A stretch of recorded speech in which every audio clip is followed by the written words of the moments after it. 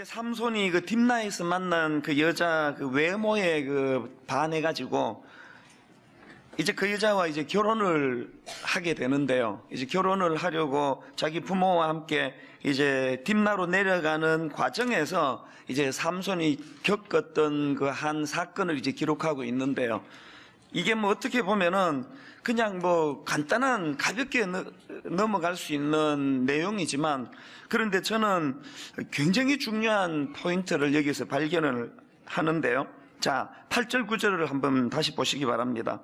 얼마 후에 삼손이 그 여자를 맞이하려고 다시 가다가 돌이켜 그 사자의 죽음을 본즉 사자의 몸에 벌떼와 꿀이 있는지라 손으로 그 꿀을 떠서 걸어가며 먹고 그의 부모에게 이르러 그들에게 그것을 들여서 먹게 하였으나 그 꿀을 사자의 몸에서 떠왔다고는 알리지 아니하였더라.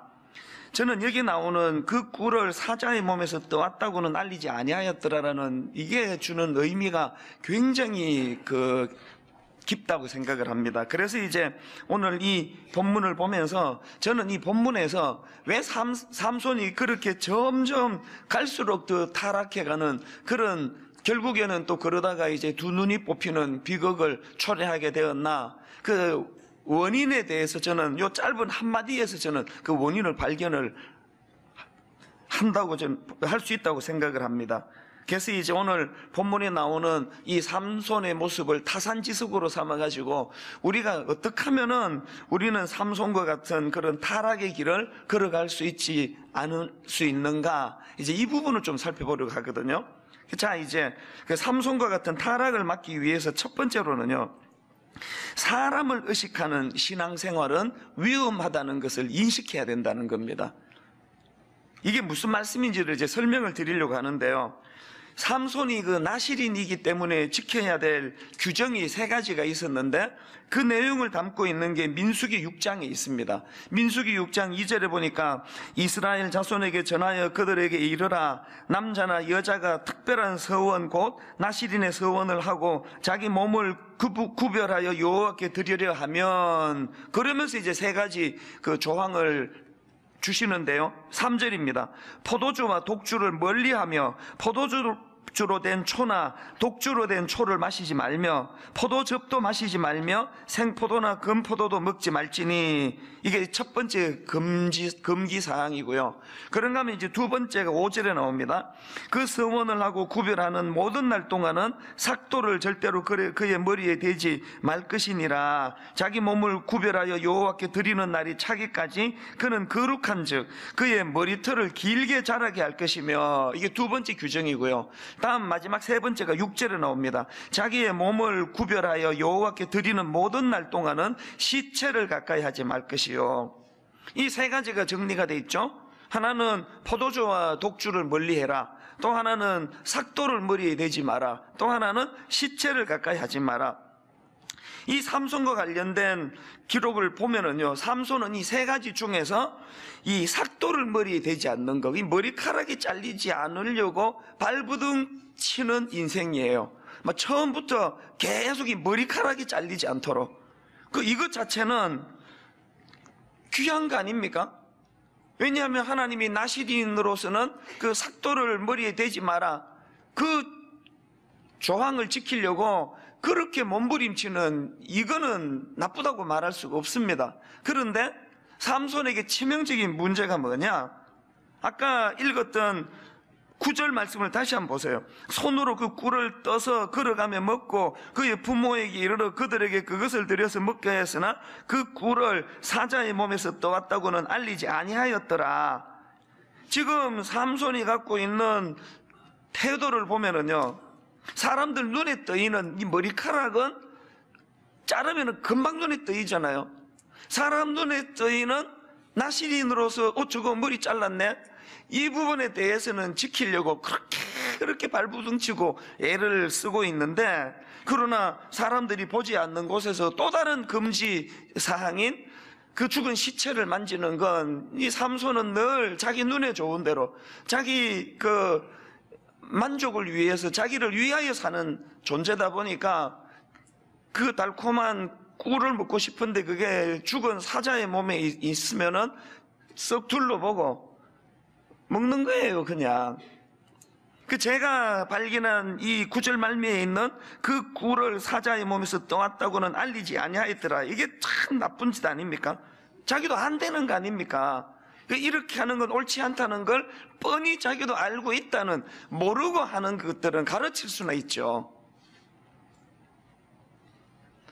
오늘 저는 신앙생활하는 우리가 가장 두려워해야 하는 모습이 이 본문에 담겨 있다고 생각합니다. 특히 저는 목회자이기 때문에요. 늘 그 사람들 눈에 뜨이는 삶을 살기 때문에 제가 본능적으로 얼마나 이 삼손이 보이는 행동을 자연스럽게 내가 할 수 있다는 걸 저는 너무 잘 아는 사람이거든요. 새벽에 나올 때 급하면 빨간불에 썩 오면서 본능적으로 드는 생각이, 성도가 안 봐야 되는데 내 차 번호를 아는 분은 없겠지? 그건 거의 무의식으로 드는 생각이에요. 그 뭐 노력하고 뭐 애쓰고가 아니고 본능적으로 드는 생각이에요. 예수님은 이런 부류의 사람을 굉장히 싫어하는 정도가 아니라 혐오하세요, 혐오. 마태복음 23장 27절에 화 있을진저 외식하는 서기관들과 바리새인들이여 회칠한 무덤 같으니 겉으로는 아름답게 보이나 그 안에는 죽은 사람의 뼈와 모든 더러운 것이 가득하도다. 여러분, 이 표현 이상 모독적인 말이 있습니까? 겉은 굉장히 아름답게 치장하고 있지만 속에는 죽은 사람의 뼈와 썩어가고 있는 송장이 누워있는 것 같은 인생이다, 네가. 예수님은 이 외식하는 것, 겉만 번지르한 거에 대해서 이렇게 혐오하셨어요.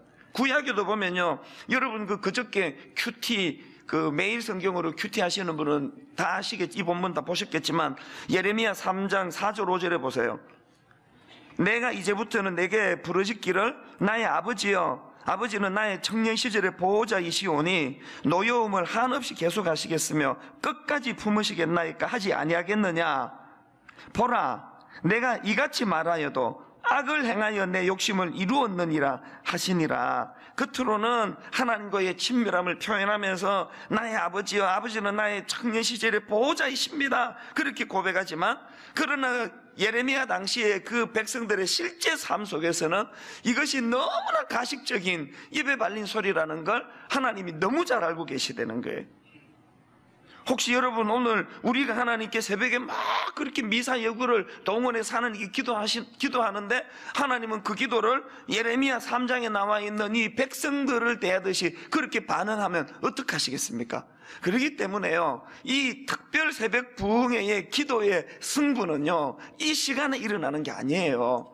이 새벽 부흥회에 우리가 드리는 기도가 하나님이 기뻐 받으시는 기도가 되기 위해서는 삼손과 같은 태도, 사람들 보는 머리카락에 대해서는 내가 나시린으로 얼마나 신경 쓰고 있는가를 그렇게 애써서 보여주면서, 사람들이 보지 않을 때는 그냥 그 눈에 보이는 달콤한 것에 탐욕적인 마음을 가지고 마음대로 그것들을 어기고 있는 이런 태도를 고치지 않고는 우리의 기도가 향기로운 제물이 될 수가 없다는 거예요. 그렇기 때문에 저는 디모데후서 3장 5절 경건의 모양은 있으나 경건의 능력은 부인하니 이 같은 자들에게서 내가 돌아서라. 저는 이번 특별 새벽 부흥회가 이 같은 자들에게서 돌아서는 능력의 기도회가 되기를 바랍니다.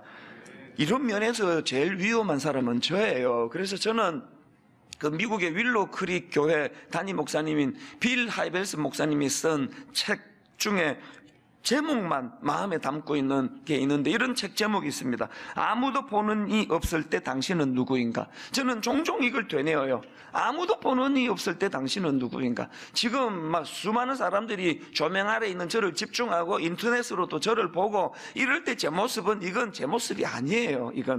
이거는 이 강단에서 적절한 어떤 그 모범 답안 같은 모습을 내가 보여드리는 거고요. 진짜 제 모습을 보는 건 딱 우리 네 식구밖에 없습니다. 또 우리 아내와 새 아이들조차도 보지 못하는 저 혼자 있을 때의 모습이 있는, 그게 진짜 내 모습이라는 거예요. 그래서 저는 부끄럽지 않기 위해서 자꾸 되뇌이는 거예요. 아무도 보는 이 없을 때 당신은 누구인가. 한번 따라해 보시겠습니까? 아무도 보는 이 없을 때 당신은 누구인가? 아무도 보는 이 없을 때 당신은 누구인가? 그게 내 모습이에요. 그게. 여러분, 어제 아무도 보는 이 없을 때, 그저께 아무도 보는 이 없을 때 여러분이 보였던 그 시체를 만지면서 꿀을 먹었던 그 모습들을 오늘이 다 생각나고 새벽에 떠올려져서 하나님께 회개하는 역사가 일어나기를 바랍니다. 이게 왜 중요한지 아십니까? 우리가 십자가 앞에서 이런 태도를 날마다 죽이지 않으면요, 이게 굳어지면은 삼손처럼 상징적입니다만 눈 뽑히고 망하게 된다는 거예요. 그 저온 살균이라고 여러분 알지 않습니까? 그 식품을 이제 살균을 죽이는 과정에서 그 다루는 게 저온 살균이라는 게 있는데, 이걸 그 저온 간헐 살균이라고 부르기도 합니다. 왜 이렇게 부르는가 하면은요, 균을 죽이기 위해서 이제 열을 가하지 않습니까? 고열을 가하면요, 대부분의 균이 죽어요. 그런데 아무리 열을 가해도 안 죽는 균이 있다는 거예요. 그건 뭐냐? 이미 포자를 형성한 균. 포자를 형성하고 그 포자 안에 숨어있는 균들은 죽일 수가 없대요. 그래서 이제 저온 간헐 살균이라는 게 필요하다는 거예요. 이제 열을 가해가지고 어지간한 균들은 다 죽여요. 그리고는 일정한 시간, 한 하루 정도를 상온에서 이 균들이 굉장히 좋아할 수 있는 그런 온도로 방치를 해놓는데요. 그러면 이제 이 균들이 위기가 끝났으니까요, 이 포자를 깨고 이것들이 이제 번식하러 본능적으로 번식하러 포자를 깨고 나올 때쯤, 그때 이제 또 이제 고온을 가하고 이런 과정을 거친다는 걸 제가 그 전공하신 분에게 제가 들었던 기억이 있습니다. 특별 새벽 부흥회는요, 영적인 저온 간헐 살균 시간인 줄 믿으시기를 바랍니다. 꽁꽁 숨겨놓았던 내 안에 부끄러운, 그러면서도 이게 습관적으로 아무도 없으면은 그 죽은 시체에서 꿀 떠먹는 걸 부끄럽지 않도록 행동하는 우리의 이 모든 이 포자를 형성하고 숨어있는 죄악들이 오늘 다 하나님의 영적인 저온 간헐 살균으로 말미암아 내 안에 포자를 형성하고 있는 숨겨놓은 위선적인 부끄러운 죄악들이 다 끄집어내지고 십자가 앞에서 이것들이 다 멸균되는 축복이 이 시간 일어나게 되기를 바랍니다. 그런가 하면은 두 번째로 삼손과 같은 타락을 막기 위해서는요, 들키는 것이 축복이다. 이거를 자꾸 따라해 보세요. 들키는 것이 축복이다. 들키는 것이 축복이다.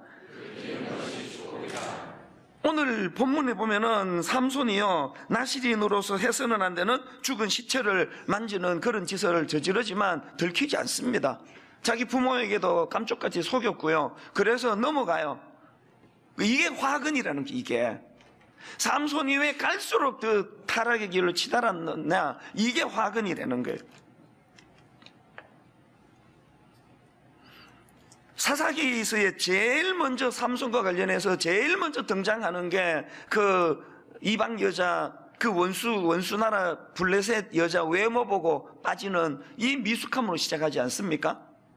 그리고는 나중에 이제 막 그 과정에서 자꾸 이제 부끄러운 자리로 빠지고 그러는데, 문제가 뭐예요?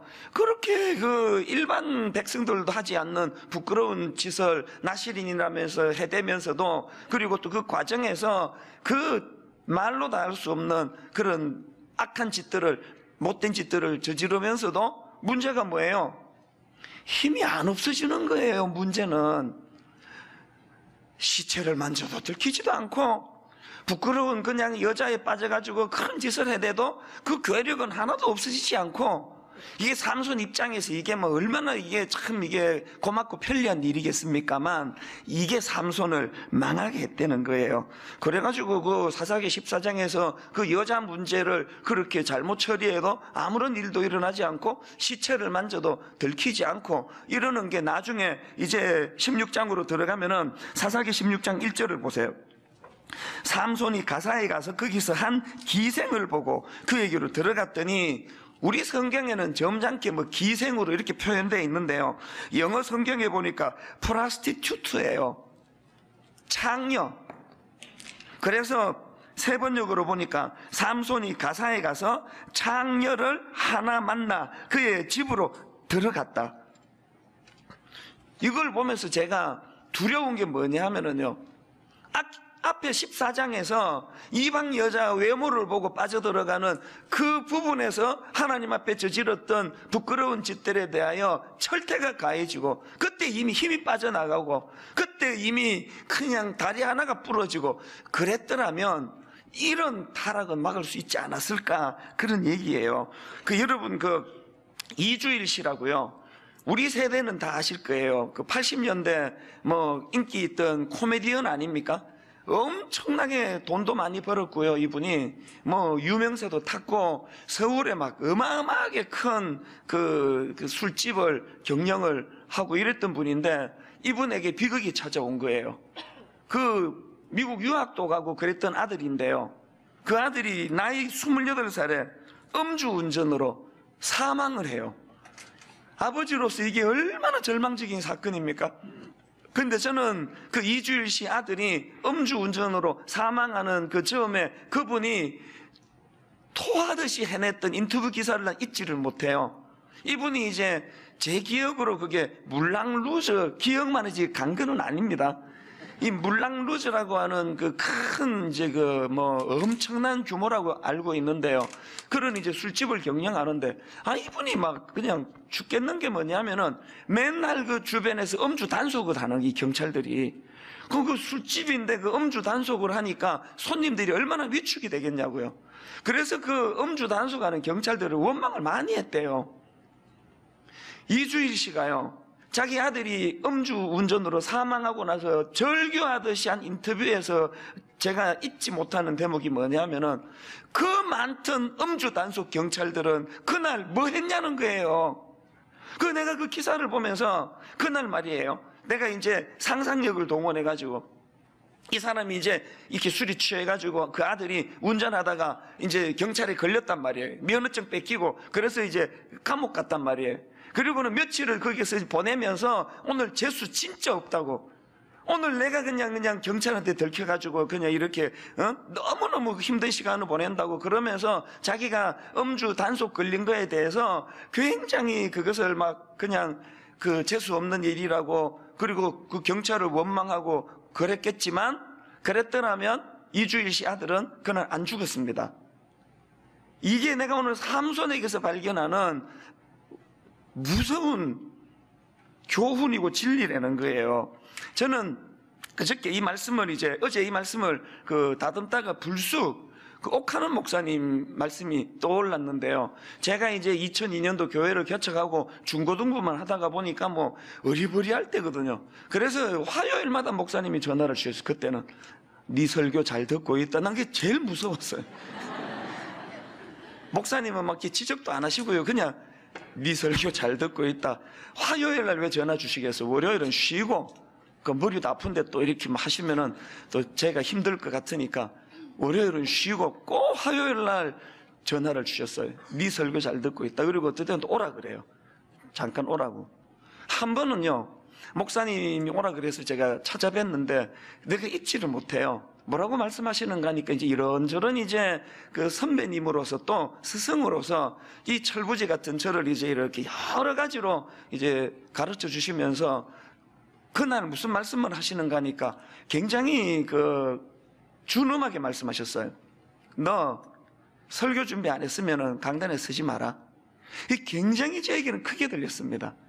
설교 준비 안 했으면 강단에 서지 마라. 그러면서요, 부흥사님들 예화를 들려주시는 거예요. 부흥사들이 왜 그렇게 되는지 아니?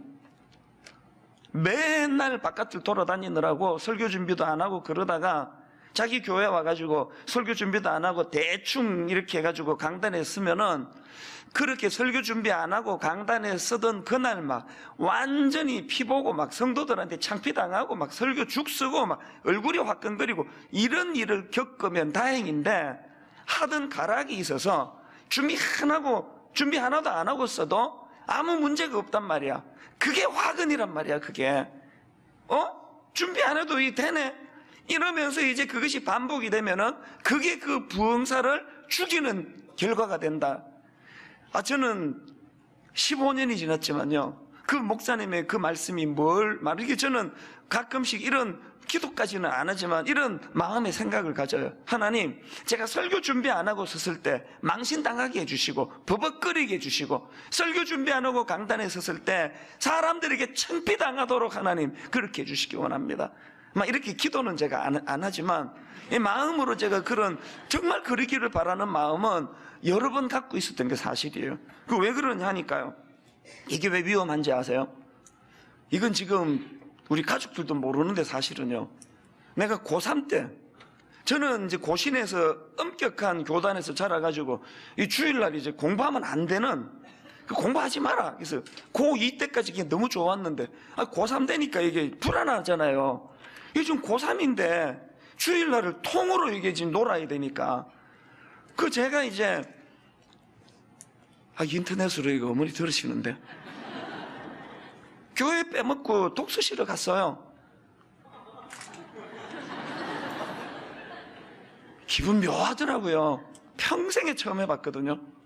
독서실에 앉아가지고 공부도 안 될 뿐더러 그 주일 빼먹고 예배 안 드리고 그렇게 했는데요, 문제가 뭔지 아세요? 요게 묘한 매력이 있는 거예요. 요게 살짝 독서실에 가가지고 비록 공부는 잘 안 되고 습관이 안 들어가지고 자다 오더라도 그랬는데, 그 사건을 아무도 모르잖아요. 지금 내가 지금 처음으로 고백하는 거거든요. 이게 참 위험하다는 생각을 하는 거예요. 그날 제가 독서실 갔다 오다가 교통사고 나서 다리 하나 부러지든지 독서실 모서리에 눈을 찧어가지고 한 달 동안 애꾸가 되든지 그런 경고가 왔더라면요, 다시는 내가 주의를 범하면 안 되겠다라고 생각하는데, 삼손하고 저하고 공통점이 뭐예요? 아무런 일도 안 일어났습니다. 안 들켰어요. 누구에게도 들키지 않았습니다. 이게 무서운 화근이에요. 저는 그래서 오늘 여러분들한테 이 새벽에 내가 드릴 수 있는 가장 큰 축복의 말씀을 드리기 원하는데요, 여러분, 크고 작은 하나님 앞에서 부끄러운 자리에 빠져있는 그런 분들은 모조리 다 들통나 수치의 자리에 빠지는 복을 누리게 되시기를 바랍니다. 나 한 명밖에 아멘 안 할 줄 알았어요. 누군지 몰라도 너무 고맙습니다. 이게 축복이에요. 바람피는 큰 일로부터 시작해가지고 부부간에 또 하나님 앞에 아주 사소해 보이는 것까지 내가 부끄러운 것들이 있다면 다 들통나고 다 까발켜지고, 왠지 아십니까? 며칠 전에도 그건 내 삶이에요. 며칠 전에도 어떤 남자분이 찾아와가지고요, 가슴을 치면서 닭똥 같은 눈물이 뚝뚝뚝 떨어지면서 망하게 된 자기 상황을 놓고 하소연을 하는데, 이분이 이 자리까지 가기 전에 훨씬 앞전에서 들통나가지고 이것들이 까발켜졌다면 저런 닭똥 같은 눈물을 흘리면서 돌이킬 수 없는 절망의 자리는 피할 수 있었다는 거예요. 마지막 세 번째로요, 우리가 삼손과 같은 타락을 막기 위해서는 하나님과의 인격적인 관계를 회복해야 한다는 사실입니다. 제가 생각하기에 삼손이 이런 타락의 길로 가게 된 근원적인 이유를 하나 저는 알고 있는데요, 삼손이 가진 생각이 뭐예요? 자기의 괴력, 자기가 가진 힘의 원천은 머리카락에 있다는 생각이에요. 사사기 16장 17절, 삼손이 진심을 드러내어 그에게 이르되 내 머리 위에는 삭도를 대지 아니하였나니 이는 내가 모태에서부터 하나님의 나실인이 되었습니다. 만일 내 머리가 밀리면 내 힘이 내게서 떠나고 나는 약해져서 다른 사람과 같으리라 하니라. 삼손의 이런 생각은 절대 옳은 생각이 아닙니다. 사사기 16장 19절을 보십시오. 들릴라가 삼손에게 자기 무릎을 베고 자게 하고 사람을 불러 그의 머리털 7가닥을 밀고 괴롭게 하여 본적 그의 힘이 없어졌더라. 드디어 그의 괴력이 없어졌어요. 그런데 성경은 그 이유를 바로 그 다음 20절에서 들릴라가 이르되 삼손이여 블레셋 사람이 당신에게 들이닥쳤느니라 하니 삼손이 잠을 깨며 이르기를 내가 전과 같이 나가서 몸을 떨치리라 하였으나 여호와께서 이미 자기를 떠나신 줄을 깨닫지 못하였더라. 삼손이 머리가 잘려가지고 힘을 잃은 게 아니라 여호와께서 자기를 떠났기 때문에 괴력이 사라졌다고 성경은 명시하고 있는 거예요. 이런 관점으로 보면요, 삼손과 관련된 그 기사에서 성경이 여러 차례 이거를 강조하고 있습니다. 보시겠습니까? 5절 6절. 오늘 본문이요, 삼손이 그의 부모와 함께 딥나에 내려가 딥나의 포도원에 이른즉 젊은 사자가 그를 보고 소리 지르는지라 여호와의 영이 삼손에게 강하게 임하니 그가 손에 아무것도 없이 그 사자를 염소 새끼를 찢는 것 같이 찢었으나, 지금 그 어린 사자를 죽이는 과정에서 힘을 발휘했는데 거기에 의도적으로 기록해 넣은 게 여호와의 영이 삼손에게 강하게 임하니, 그런가 하면 14장 19절, 여호와의 영이 삼손에게 갑자기 임하매 삼손이 아그글론에 내려가서 그곳 사람 30명을 쳐 죽이고 노력하여 수수께끼 깊은 자들에게 옷을 주고 심히 노하여 그의 아버지 집으로 올라갔고, 15장 14절, 삼손이 레히에 이름에 블레셋 사람들이 그에게로 마주 나가며 소리 지를 때 여호와의 영이 삼손에게 갑자기 임하심에 그의 팔 위에 밧줄이 불탄 산것 같이 그의 결박되었던 손에서 떨어진지라. 지금 계속해서 반복하는 게 뭐예요? 삼손이 그런 괴력을 발휘할 때마다 성경이 의도적으로 기록하는 건 여호와의 영이 삼손에게 임하심이에요. 삼손의 생각처럼 머리카락 안 잘랐기 때문에 힘을 잃지 않은 게 아닙니다. 오늘 우리가 신앙생활할 때 이런 삼손과 같은 어리석음을 범할 때가 얼마나 많습니까? 11조를 벌 줄까봐 하시는 분들은 다 끊으세요. 벌 안 줍니다. 그것 가지고. 주일 성수, 하나님 주일 성수 내가 잘했기 때문에 내게 복 주시는 거 아니에요. 머리카락을 지키려고 애쓰지 말고 내 안에 임하신 그 하나님과의 인격적인 관계, 하나님이 나를 날 때부터 어떤 은혜로 저를 이곳에 태어나게 해주시고 지금까지 하나님이 내 안에서 어떤 은혜를 주셨던가, 우리가 누리는 그 모든 은혜는요, 머리카락 때문이 아니라 자격 없는 자에게 주신 하나님의 전적인 은혜다. 그래서 지금 여러분께 첫날 나누어 드린 이 엽서 카드에 세상 앞에서는 작은 자였지만 하나님 앞에서는 영적 거인이었던 마노아, 그런가 하면 겉보기에는 거인이었지만 하나님 앞에서는 초라한 인생이었던 삼손, 이 둘을 대비하게 만드는 결정적인 기준은 딱 하나예요. 하나님과의 관계. 하나님과의 관계가 회복이 되면 세상에서는 비록 작은 자로 치부당할지 모르지만 하나님 앞에서 큰 자가 되는 거고, 하나님과의 관계가 회복이 되면, 회복되지 않으면 삼손처럼 그냥 괴력을 발휘하지만 두 눈 뽑히고 비참하게 인생이 끝나는, 초라하게 전락할 수밖에 없는 이 모든 기준은 하나님과의 관계예요. 저는 조금 전에 이 설교를 마무리하다가 요한계시록 3장 20절, 볼지어다 내가 문 밖에 서서 두드리노니 누구든지 내 음성을 듣고 문을 열면 내가 그에게로 들어가 그와 더불어 먹고 그는 나와 더불어 먹으리라. 갑자기 이게 이렇게 마음에 애절함으로 와닿는 게 왠지 아십니까? 어제 순장반에서 제가 그 고백을 했는데요, 여러분 다 아시지만 지난 15년 동안 특별 새벽 부흥회 때 외부 강사를 써본 적이 없습니다. 이게 얼마나 고통인지 아세요? 특히 주일 저녁부터 화요일 새벽까지. 주일 설교는 무게를 100으로 두고, 특세는 주일도 아닌데 무게를 한 50으로 두고, 그거 아니잖아요. 여러분이 들어보시면 알지만 특세 하나하나가 다 주일 설교 이상으로 하나님 영광과 은혜를 구해야 되거든요. 이 특세를 위해 가지고 지난 여름에 남미에 가서, 브라질에, 아르헨티나, 칠레, 남의 교회 집회 가서도 이 삼손 프린트 해가지고 본문을 들고 다니며 읽고, 자기 전에도 칠레에서도 누워서 읽고 아르헨티나에서도 읽고, 지난 토요일 날부터 주일 설교 끝내고 나니까 주일 저녁 되면요, 우리 집사람이 이렇게 월요일 날 이 목을 이렇게 만지더니 깜짝 놀라더라고요. 이 뼈인 줄 알았대, 뼈. 월요일 날 이미 이 목이 너무, 이게 마이크에 자꾸 이제 이렇게 말을 하려고 목을 빼잖아요. 그러니까 이게 이제 원인인 것 같아. 내가 여기서 월요일 되면 머리 아프죠? 눈알 아프죠? 주일 저녁에 이미 지금 다 고갈이 됐는데 지금 월요일 새벽에 특세를 해야 되는데 간단하게 외부 강사 모시면 다 해결되는 거 아닙니까? 외부 강사만 한 1시간 소리 지르게 하고 나는 찬양 인도만 하면 그냥 넘어가는데, 주일 저녁에도 후회를 많이 했어요. 왜 나는 이렇게 외부 강사를 안 써가지고. 그래서 그냥 쪽잠 자고는 주일 그 피곤한데 밤 10시 반에 일어나가지고 새벽에 다시 말씀을 다듬어가지고 월요일 강단에 쓰고, 그러면서도 내가 왜 외부 강사를 안 쓰는지 아십니까? 저는 이 시간이요, 여러분과 소통하고 싶은 시간이에요. 외부 강사 모셔가지고 좋은 말씀, 외식도 좋지만 그분보다 설교는 잘 못할지 모르지만 나는 우리 성도 내가 밥 지어가지고 내가 밥 대접하고 싶고, 저는요, 어머니 계시는 시카고 가면은 늘 어머니 연세 드시면서 그게 난 마음이 아파요. 내가 이제 네 밥 한 끼도 못 해준다. 내가 늙어서 너 밥 한 끼도 못 해준다.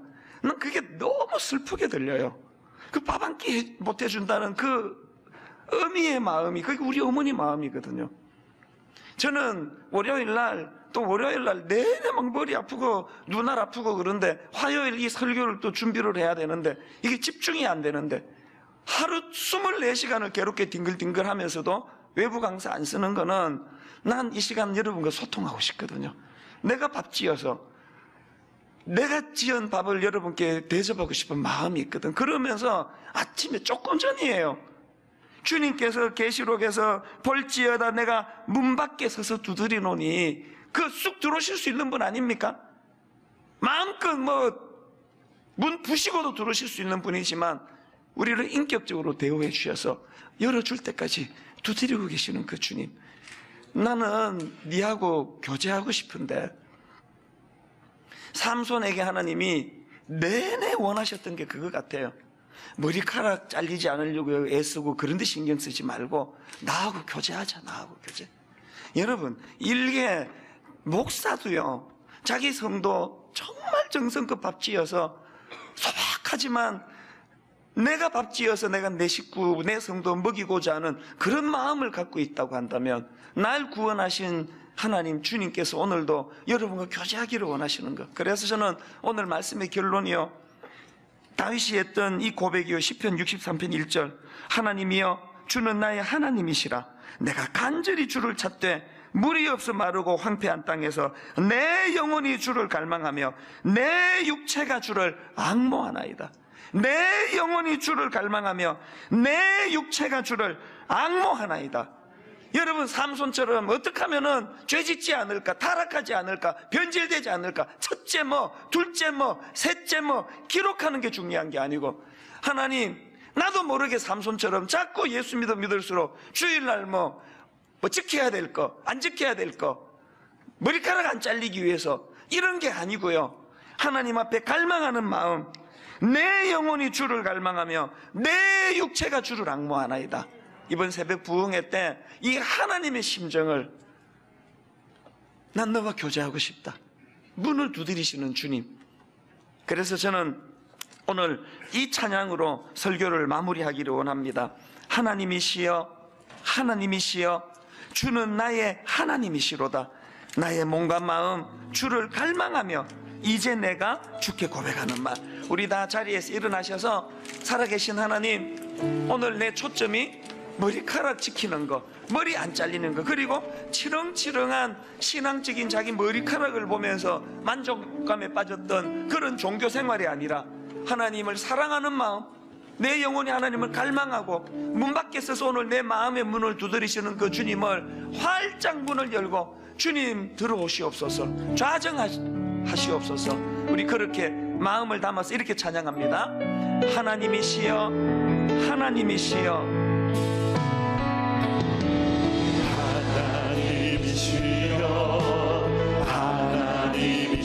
주는 나의 하나님이시로다.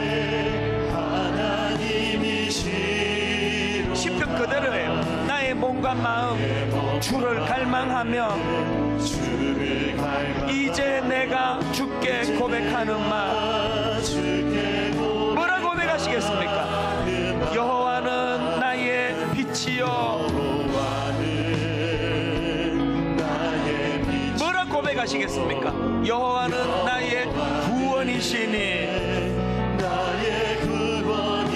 내가 누구를 두려워하리요.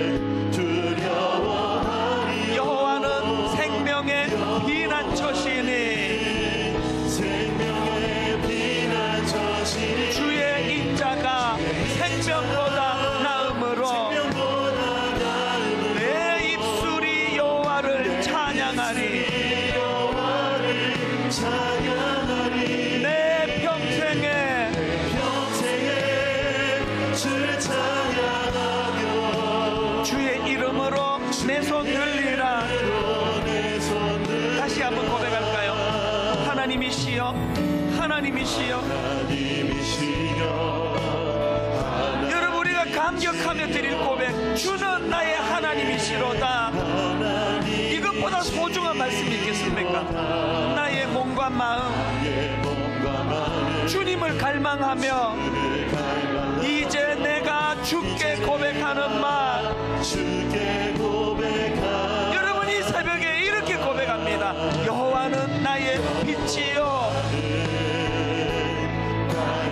머리카락이 아닙니다. 여호와는 나의 구원이시니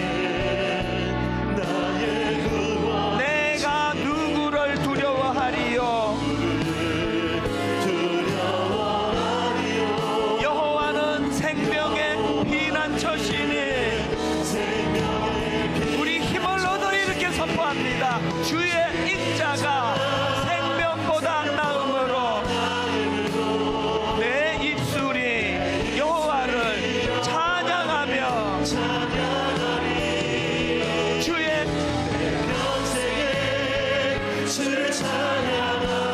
주의 이름으로 내 손 들리라. 다시 한번. 여호와는 나의 빛이요,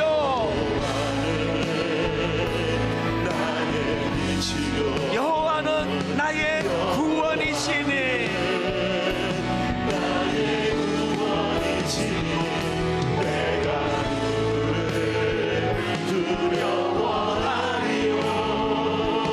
여호와는 생명의 피난처시니